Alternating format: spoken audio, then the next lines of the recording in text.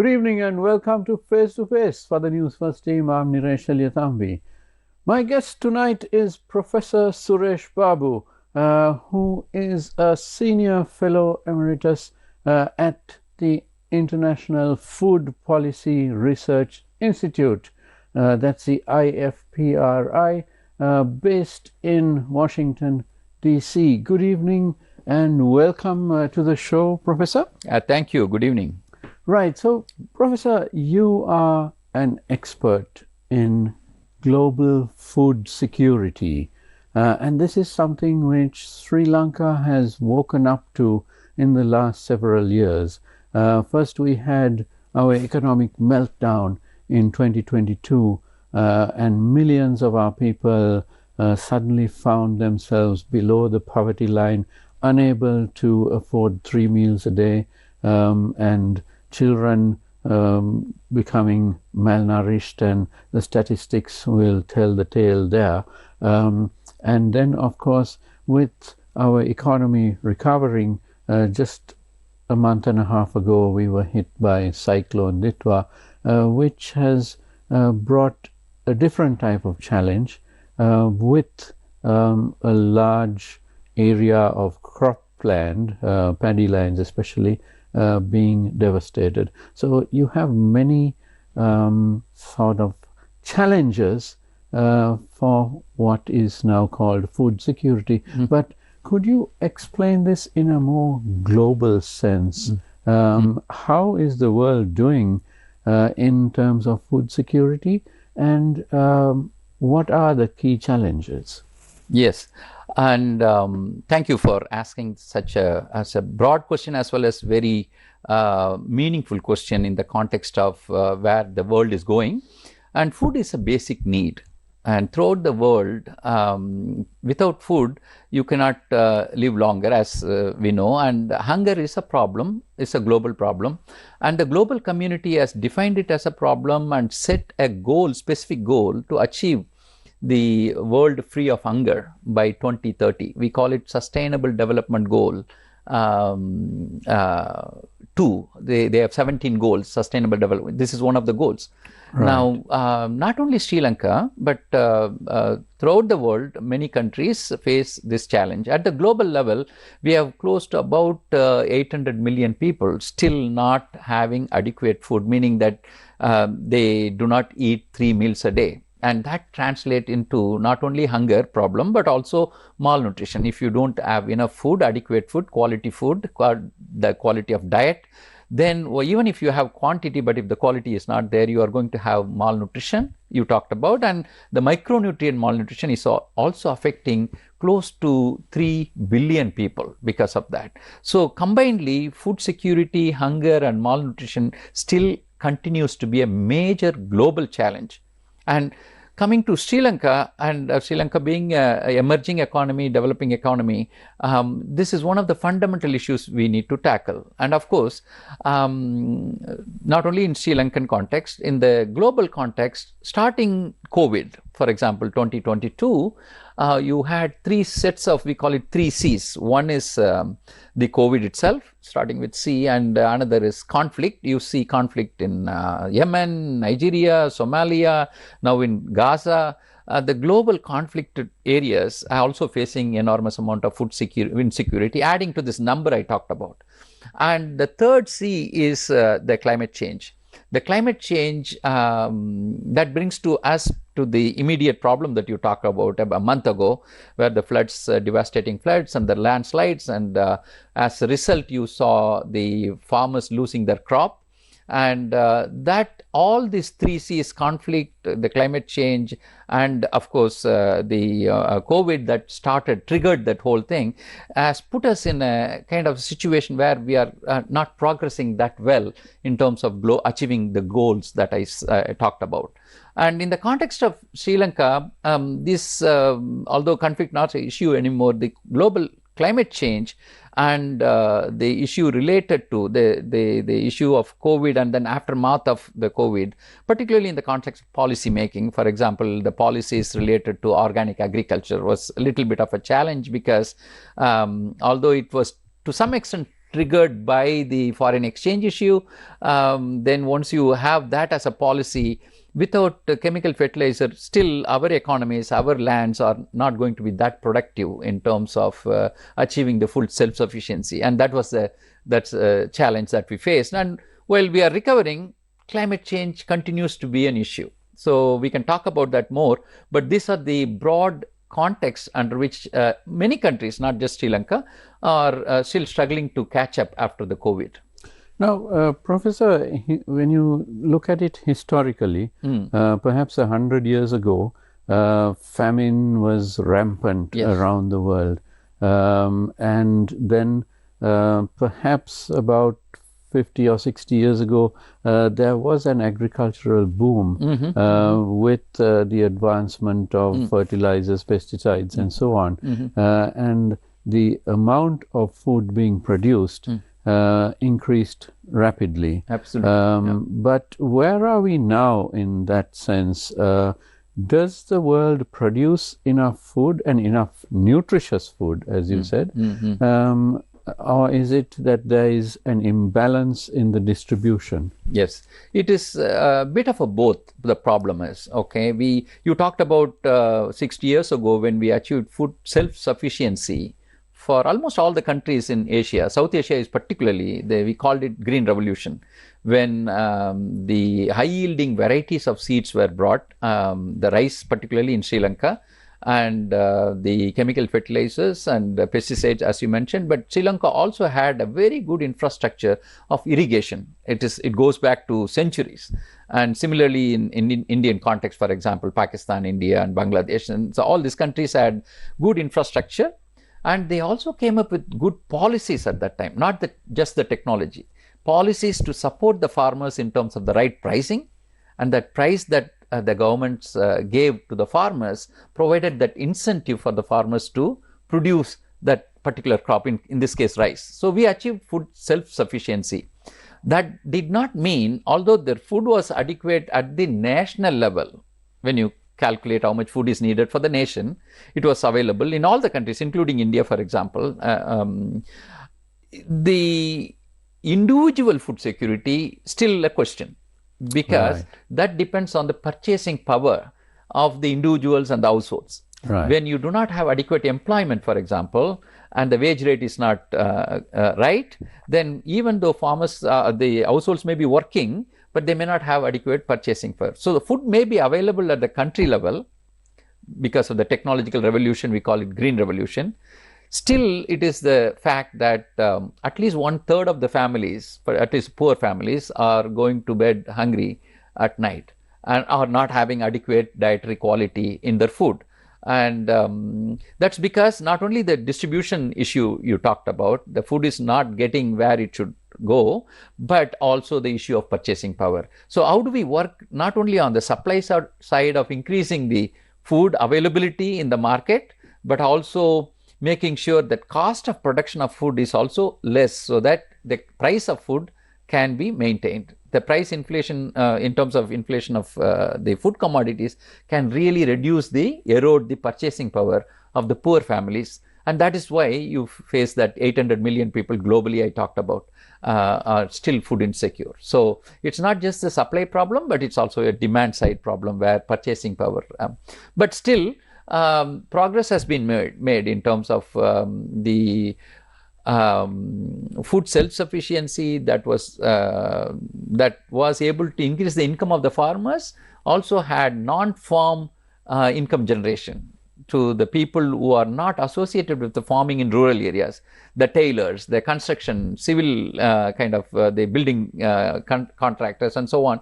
They were able to also gain the non-land owning people, right? But it's not adequate, and even now that because of the inflation, because of that purchasing power is low, and we need to work on that. That's the challenge right now. Right. So you mentioned inflation several times, and inflation, in my view, is a man-made challenge.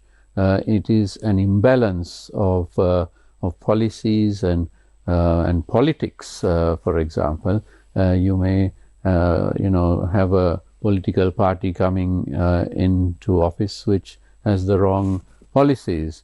Whether it's right wing or left wing doesn't really matter. So that's a man-made challenge. And when inflation runs rampant, then we have what happened in 2022, where our official inflation rate was somewhere around 80%, but in reality, the prices in the shops went up by 200% sometimes. Food security per se isn't simply a matter of farmers and pesticides and fertilizers and so on, isn't it? It is a more societal problem. It is, and that is why policy making is an important aspect of achieving food security for all. And the macro policies in terms of the price policies, in terms of import-export policies, in tariff, for example, all this affect how we deal with the food markets at the global level as well as at the domestic level. And in the domestic level, particularly when you are not aligning the policies with the purchasing power of the people, right? Because the income doesn't go that fast, but the prices grow faster than that. That's where the problem is. The price growth, which we call inflation, erodes the purchasing power of the people, particularly for the people who spend mostly is like 60 to 80% of their income on food. And that is the low income families, that the 30%, the lowest income categories. And what that means is a slight inflation in food, they are going to reduce that food because the other expenditures in terms of health, rent, they cannot reduce. This is all kind of fixed. Yeah. So one thing that they can reduce is the expenditure on food, which means they are getting into food insecurity, hunger, and people who eat normally 3 meals, they try to eat 2 meals, and that is not good for, number one, for health, long-term health issues. Number two, the malnutrition of the children. Children are the future human capital for the country. That means the children who are not eating now for 1 or 2, 3 years do not have the mental ability to absorb in the classrooms. So we need to really come up with social security kind of an intervention. The school feeding programs is one of them, which is very good. In Sri Lanka is very good in that. And so social safety nets is one set of policies that can protect the poor and the vulnerable from food insecurity. But you're right, the food inflation, the price inflation is a serious eroder of the purchasing power of the people. And that even though we may be producing enough food, that really pushes the people into food insecurity and hunger situation. Right. Now, Professor, you spoke of the social safety nets. And when a country is going through a crisis, it's very important that the lower strata of income earners, that they be supported through the social safety nets, which of course have to be subsidized by the government. But we saw in 2022 in Sri Lanka, we saw a very sad phenomenon where the government temporarily suspended the school meal, and resulting in fact, many children then were not sent to school by their parents because they, a lot of parents send their children to school specifically because the child will get at least one meal. So suddenly the attendance dropped. So this had a knock-on effect. So it's very important to have these social safety nets. Absolutely, absolutely. In fact, let me go back about 40 years ago, and from the International Food Policy Research Institute, where I am based, we did study the social safety nets of Sri Lanka, because you had very progressive programs. And of course, in the recent past, you recall Samruddhi is a program where it kind of protected families. And school feeding programs and food stamps, for example, they were all excellent programs that Sri Lanka has been a forerunner in those programs. In fact, we have studied those programs, used that information to guide other countries in the world to develop their programs, right? So in the context of what happened, because it comes back again the macroeconomic policies, it's not just the social safety net, because to implement such policies, programs, you need money. Basically, it boils down to whether we have enough resources to support those programs. And obviously, when the resources are not available, you have to cut somewhere. And unfortunately, the programs that are cut easily are the ones that are helping the poor and the vulnerable in terms of food security and malnutrition. So that is something that worries us as a global community, and how we prioritize and how we take care of our poor and the vulnerable is very important in the context of emergencies, food emergencies, particularly when the global food prices are going up, for example, and how do we protect our people is something that should be a priority. Yeah. Right. And also, it strikes me, Professor, that even the IMF, and Sri Lanka is now within an IMF program, each time they put out a report or a comment on the country situation, they always emphasize this point that the government needs to ensure additional food or social safety nets adequately. So that is a point which even global financial institutions are well aware of. Yeah. But as you said, sometimes it is the first thing to get cut. Yes. And this is unfortunate, isn't it? Yes. One thing I would suggest is, and it's a broad kind of political economy kind of approach to this, is we should have the right type of analytical capacity in the country to think through how can we manage economy on the broader kind of in a broader sense, in the sense, okay, from 10 years from now, where do we want to be as a Sri Lankan economy? What is our growth should be? What is our target in various economic indicators? Then work ourselves backwards in terms of what are the types of policies and strategies we should put in place that we can achieve these goals. That requires working with the policy researchers and policy analysts. There's economic, and in Sri Lanka you have excellent policy capacity, and the policy think tanks are there. They are doing the research. That connection between the research and the evidence they produce, and of course we can improve that capacity. In fact, our institute works with the local policy think tanks to build their capacity to think through and using the data-based, evidence-based policy advice, right, for the government. But connecting the research that we do and the evidence that we produce to the policy making system is a challenge, not just in Sri Lanka, but in many countries, because the political economy comes into play. So the important thing is the politicians, for example, or policy makers, to understand the importance of the evidence that is coming out from the research, and our policy advisors who are working on it. And of course, there will be constraints, and work with them in tandem to see how we can put in place policies that are not too disruptive, even in the periods of distress. That is one thing.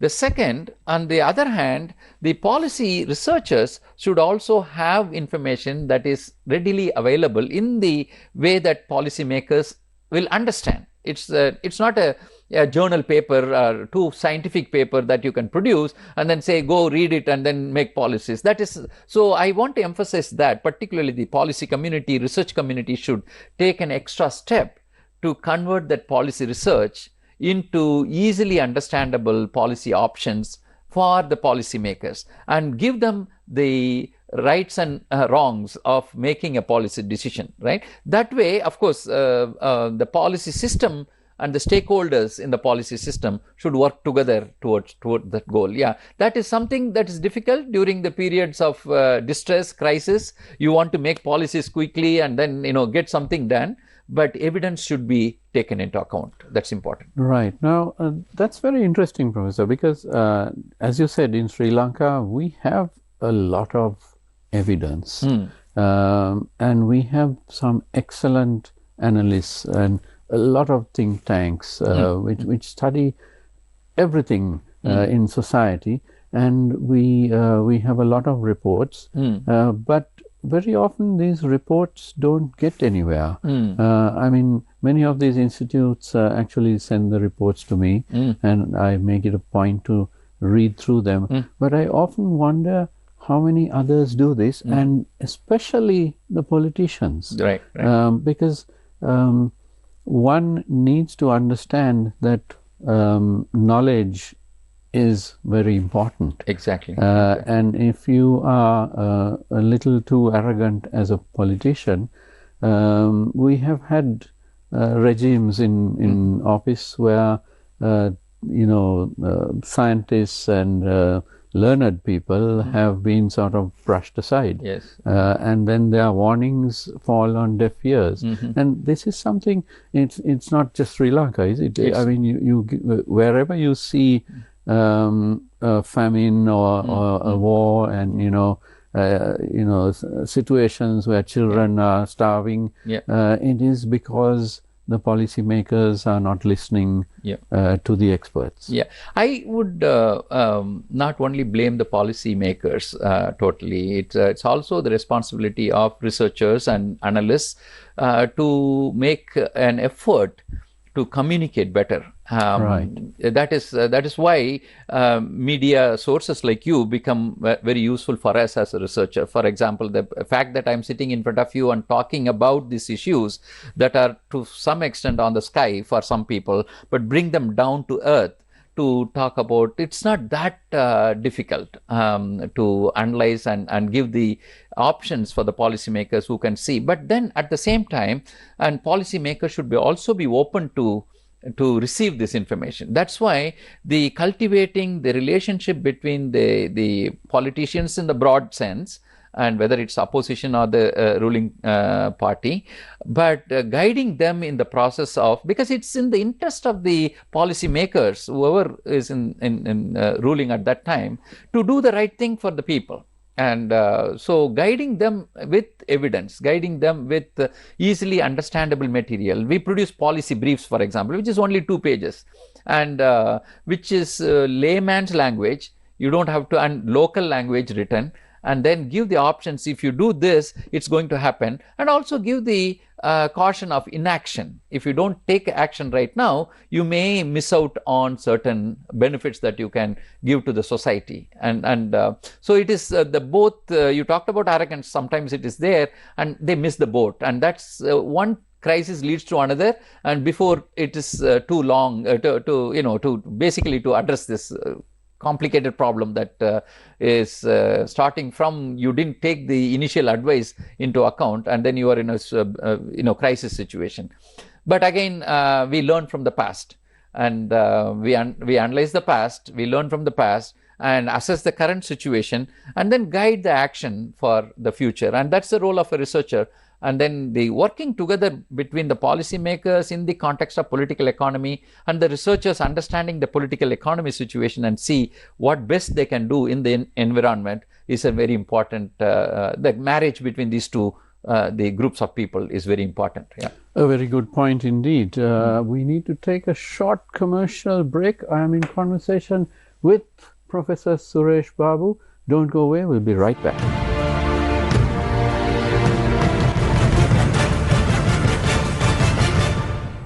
අපේ අම්මා කැමතුණා කවුද දන්නේ ඔය දවස්වල නිරංජලා කළා ගෙදරින් දීදි කියලා. ඊගොල්ලෝ මේ එහෙම යනවා නිතරම. ඔයා එහෙම එක වචනයක් හරි කියලා තිබුණොත් ඔයා ඊළඟ දවසේ ඉඳන් වෙන ජොබ් එකක් හොයාගන්න ලෑස්ති වෙලා ඉන්න. කෙල්ල කියනවා වගේ පොලිස් කාර්යය ගෙදර නැවතුවා නම් ඉවරයිනේ. යකෝ මං කොහමද නිරංජලා කැමුණ බලන්නේ ඒක කරන්නේ? ඔයා මාව බඩාගෙන හදපු කෙනා. ඒ කාලේ නම් ඉතින් මම ඔය වගේ බොරු විශ්වාස කරා. දැන් නම් ටිකක් මේ වගේ බොරු විශ්වාස කරන්න අමාරුයි. කොටු අද රාත්‍රී 9:30ට සිරස ටෙලිතිරයෙන්.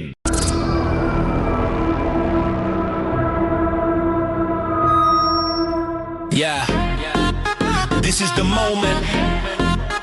The mic is calling. Season 3 is here. For the zest and the brand new alphas. Hip hop voice tees back again. Season 3 lighting up the game. Gen Z flow, but the stars who claim all the brand new kids with the alpha flame. Young blood running in the spotlight lane. Heartbeat pumping like a hurricane. Dream make a life changing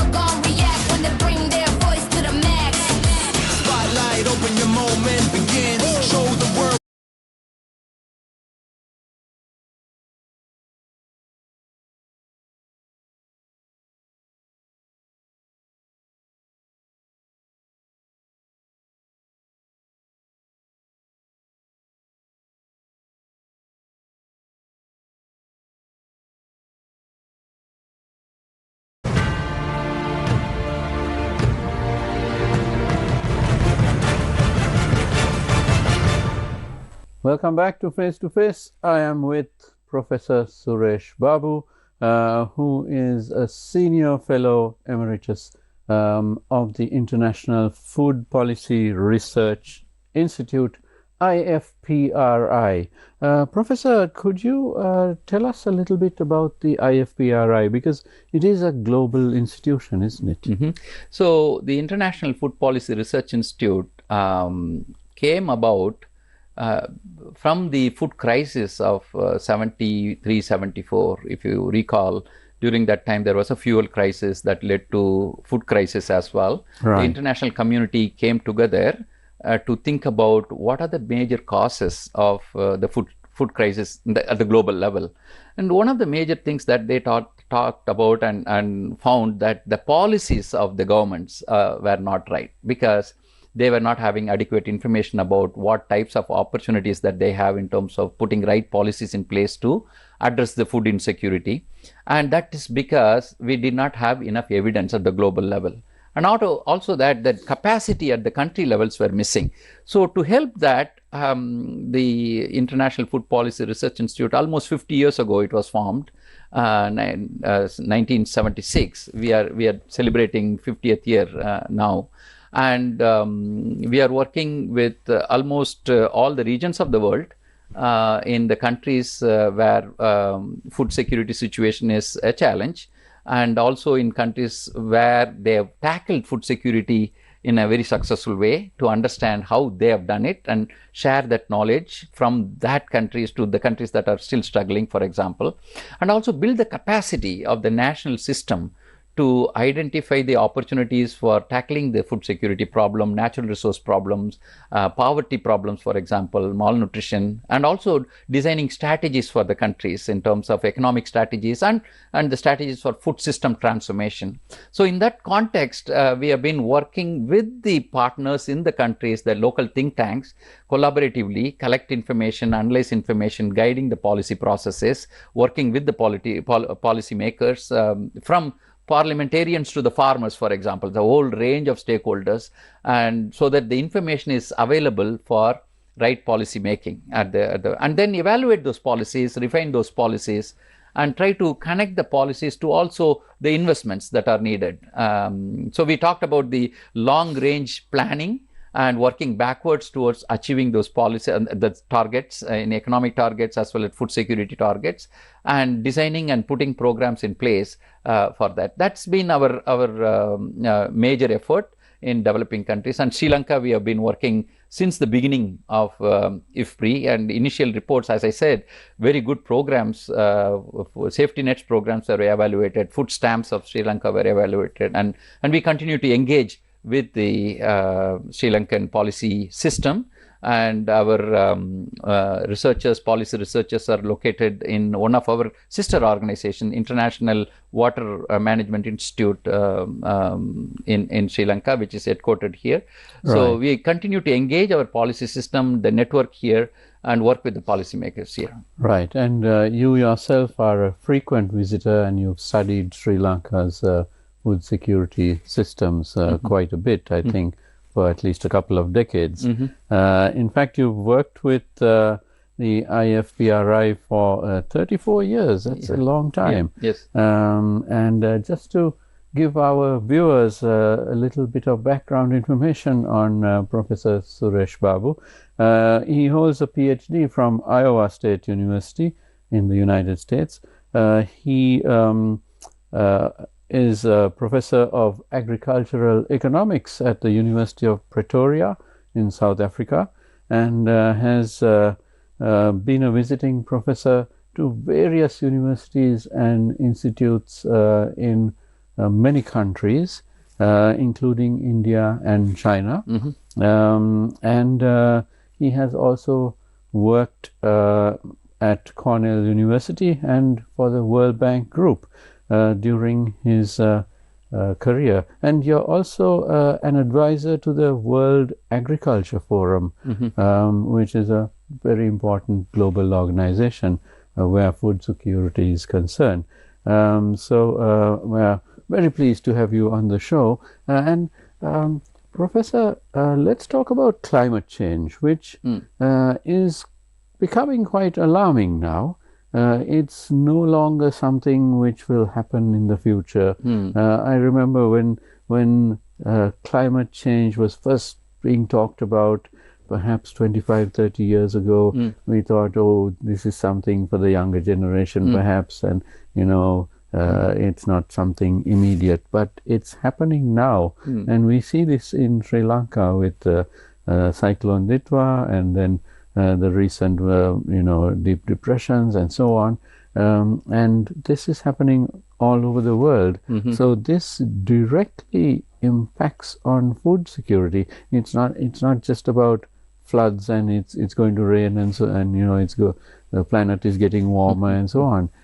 It's the ability of mankind to feed itself, throughout the year, every day, isn't it? Exactly. So the food security of the global population is under threat because of the reality of climate change, and we are facing that. And the floods and droughts are happening in the same season. And that is something that the farmers, particularly in the South Asian region where we depend on the monsoons, and it's becoming reality, number one. Number two, how do we adapt to this climate change, and how we prepare our farmers to adjust to such disasters and help them rehabilitate quickly, even during the season where the floods are happening or droughts are happening, has become a challenge for not only technologists, the innovators and the researchers, but also for the policymakers again. And it is in that context, what is important is to strengthen the national system of early warning, national system of forecasting. And how do we, now the ability of the computers, ability of the modelers have become much more stronger with the AI, for example. We are in a better position to predict with precision what is going to happen 3 weeks down the road, and prepare our farmers in terms of right planting season, right planting dates, and also to choose the right type of crops. If we know in advance if this rice crop is going to be destroyed, can we go for millet, for example? And that kind of guidance, real-time guidance to the farmers is possible, but that requires investment in the early warning systems and strengthening the national capacity in terms of the meteorological department, for example, their modeling capacity. And we are working on that in the context of, say, for example, India, I'm involved in that program, to guiding the farmers to help them to adapt to the new situations. On the one hand, while we are adapting, we also should have to identify the new markets for farmers where they can change their cropping pattern. If rice is a crop that is frequently affected in certain areas, and we know that, and can we go for other crops that are remunerative, and then that connect the farmers in that area to the market where there is demand is for that crop. That is also the kind of function of the food system at large, right? The marketers and businesses and farmer producer organizations, they all have to come together how to address that in a particular locality. So it's a context specific, locality specific kind of solutions have to be found. And we have the technology, we have the institutional arrangements, and we also have policy making system, but we have to bring it all together, that coordination of all the departments. So just to mention, climate change is not just an agriculture issue. It is not just a water issue. It's not irrigation issue. It's not a river issue. It's a multidisciplinary, multi-sectoral issue. What it means is, while we are organized in the administrative system, Ministry of Irrigation, Ministry of Agriculture, Ministry of Food and Forestry, all these ministries have to work together, which is new for us. And that is what climate change has done. But what it means is, we also have to come up with institutional arrangements, the accountability system, and the investment patterns that all the ministries can work together, for example, not at the national level, but at the local level where it really matters. So we are going to be change our thinking in terms of how we organize the policy system, the institutional mechanisms, and also the capacity at the local level of our implementers, the district level, implementing agencies, for example. How do they come together. So that is something that not just adapting to the climate change at the farmer level, but also at various levels like institutional levels, governance levels, and policy levels is very important.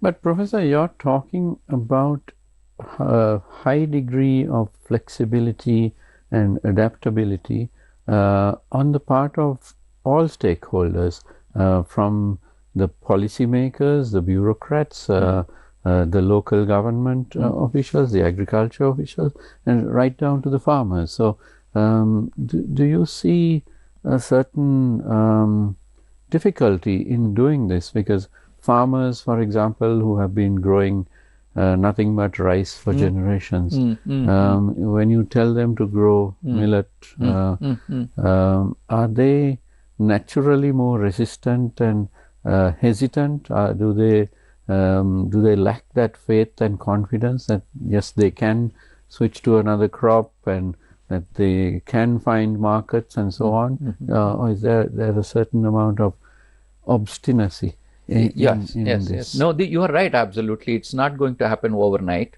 but particularly the areas that are vulnerable chronically, we have to think through, we have to guide the farmers. And now, naturally, farmers, when the rice crop is remunerative and then they have gotten used to it for many, even centuries, right? So it is very difficult to change. But at the same time, can we do better in terms of their income? Definitely they will go for, if the income is increased in terms of another alternative, right? But that is the job of the innovators. That's the job of the research system. And what that brings back to the issue of funding the research system, agriculture research system adequately, so that researchers can produce alternative cropping patterns, alternative cropping systems that are much more remunerative in terms of profit and livelihoods of the farmers, right? So that is very important. Any farmer who is going to look at economically what is better for them, but at the same time, where we can adapt, even within the rice cropping, can we adapt to new ways of growing rice during floods, new varieties of rice, for example, that can withstand flooding, for example, in certain areas, that can withstand drought, should be the job of the researchers. And of course, researchers in Sri Lanka, they are working hard, and there is so much that has been achieved by the researchers in agriculture in Sri Lanka, but they need support in terms of funding, and so that they can maintain the research outputs that benefits the farmers. So not just changing the cropping pattern, but also maintaining the crops that they are growing, but with adaptive technologies. Now, Professor, when you talk about food security, it struck me that there are many vulnerable segments of society, women, children, elderly, and so on, who need to be taken care of this in a special way. And now in Sri Lanka, we have a rapidly aging population. Yes. So, you know, it's going to be a severe problem in just a few years' time. So these things need to be looked at, and governments and societies need to understand it and adapt to this. Absolutely. To a large extent, the inclusivity is a serious issue in achieving food security. We talk about food system transformation, where everyone will have access to food, to affordability of food, and proper utilization of food for health. And in that context, we are always going to have the challenges of inclusivity. Like you said, the poor and the marginal groups, the women and youth, for example, who are not employed, and the old age population, and particularly on the malnutrition side, the lactating mother and the pregnant mothers. How do we include them in our programs is very important. That's why social safety nets that are not just giving out food, but also that involves productivity of the participating members. So can we have what is now called productive safety nets, for example, give incentives for them to engage in economically, viable activities, at the same time earn resources to afford food is important. That again comes back to identifying what programs work and why, And that is again the role of a researcher to identify what can be the most cost effective, for example, the intervention in terms of spending money from the government, but at the same time covering a wide range of population that is inclusive in terms of vulnerability, for example. Right. Now, you have several times mentioned that researchers need to continue doing very strong research, but you also mentioned that researchers and research institutes need to be funded. And of course, in developing nations, the funds for this are scarce. But in many ways, developing nations had some support from international organizations, but now we see that international funding is drying up as well, especially with the current US administration pulling out of so many international organizations and slashing funding. So is this a worry where food security is concerned in terms of getting the facts and figures and doing the research? Yes, it's definitely a worry. We are in a new era of international development, and this starting last year, we are seeing a broad cut into international donor funding, but that is also a call for the countries like Sri Lanka to think about how they can become sustainable in their own, working with farmers organizations, the associations of commodity boards, for example, to create opportunities and connecting the farmers to the researchers. Farmers should see the benefit of research, and to some extent, that's where the responsibility of the government comes in.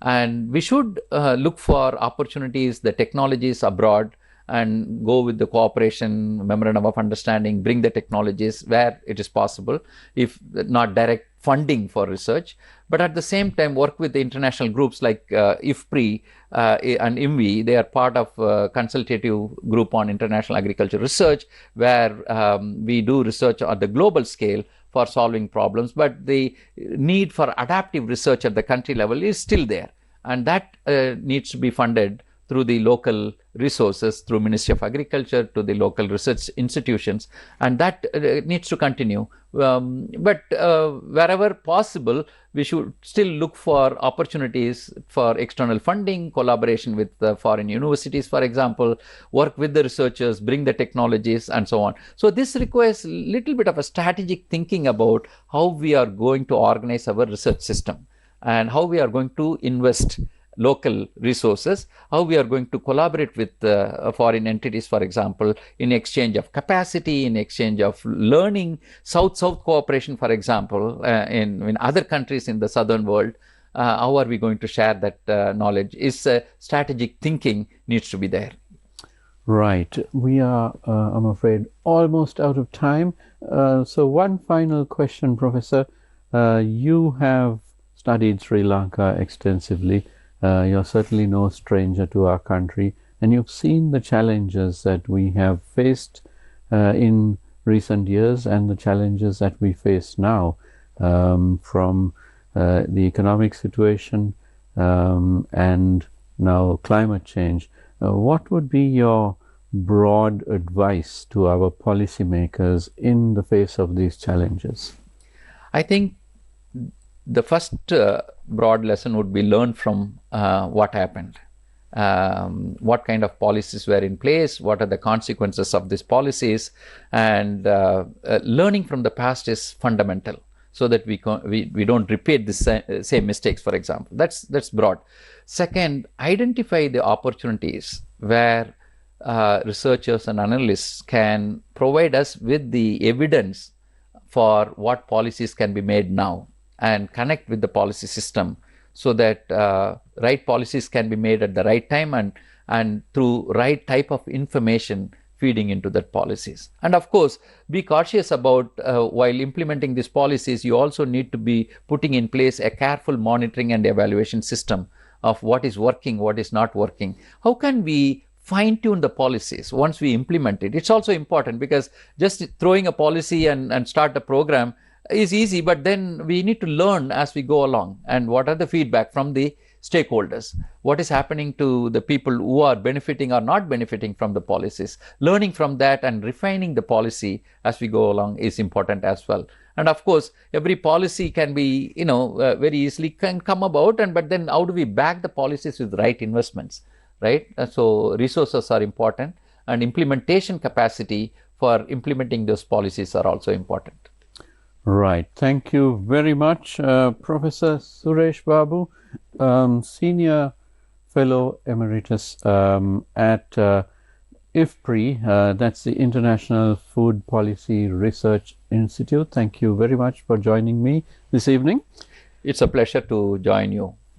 And thank you very much to you at home for watching. Don't go away because the news is coming up next. Have a great evening.